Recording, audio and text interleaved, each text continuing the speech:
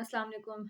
क्या कभी आप लोगों को गर्दन का दर्द ऐसा महसूस हुआ है जो गर्दन से होके आपके कंधों में जाए फिर आपके बाजुओं में आए, जिसमें आपके कंधों में, आपके बाजुओं में दर्द महसूस हो रही हो, आपको कमज़ोरी फ़ील हो रही हो या फिर आपको सर के अंदर दर्द हो रहा हो या आपको जब उठ के चलें और चलने पे आपको ऐसे लगे जैसे आपको चक्कर आ रहे हैं। क्या कभी इस तरह का आपको दर्द फ़ील हुआ है? या कभी आपको इस तरह का दर्द फ़ील हुआ है कि आपकी जो हाथ है वो सारा सुन्न हो रहा हो या कोई इनमें से कोई एक आधी फिंगर सुन्न हो रही हो या इस तरह जिस तरह आपकी गर्दन को किसी ने बिल्कुल खींच लिया हो, इस तरह की कभी कोई फीलिंग्स आई हैं?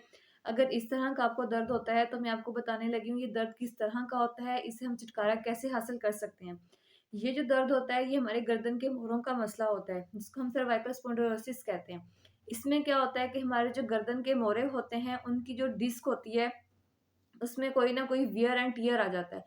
एक चीज़ दूसरी चीज़ क्या होती है कि ये एज रिलेटेड होता है। एज रिलेटेड मतलब कि कुछ चीज़ें ऐसी बीमारियाँ होती हैं हमारे पास जो कि एज के हिसाब से आनी ही आनी होती हैं।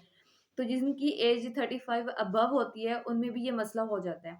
इसमें जब हम लोग एक्स-रे करवाते हैं तो हमें क्या फाइंडिंग्स मिलती हैं, हमें लगता है हमें फाइंडिंग्स ये मिलती हैं कि जो मोड़े होते हैं उनके दरमियान में जगह कम हुई होती है। इसके अलावा हमारी जो डिस्क होती है वो प्रोट्रूड बाहर भी आ सकती है। इसके अलावा जो हमारे मोड़े होते हैं उनकी शेप चेंज हुई होती है। इसके अलावा वहाँ पे ऑस्टियोफाइट्स होते हैं, यानी कि जो छोटे-छोटे चूंचे बनना शुरू हो जाती होती हैं। इसमें ये सारा कुछ ये वाला सिस्टम हो जाता है। इसमें क्या होता है कि फर्स्ट पे हम लोग क्या करते हैं, इसमें मेडिकेशन करते हैं। मेडिकेशन में हम लोग क्या करते हैं कि इसमें हम नेप्रोक्सन सोडियम कोई भी ले सकते हैं, पेन किलर। इसके साथ हम कोई भी मसल रिलैक्सेंट ले सकते हैं। इसके अलावा हम सनी डी का भी यूज़ कर सकते हैं।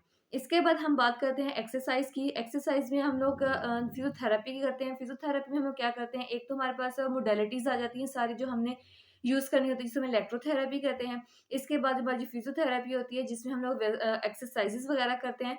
वो कौन-सी हम लोग कर सकते हैं जो घर पे हम ईज़िली कर सकते हैं और एक्सरसाइज़ करके हम इस दर्द से निजात हासिल कर सकते हैं, वो कौन-सी है?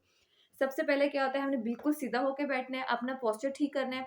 फिर हमने अपने दोनों हाथों को लेके अपने माथे के ऊपर रखना है। जब हमने माथे के ऊपर रखना है, फिर हमने माथे के साथ आगे की तरफ ज़ोर लगाना है।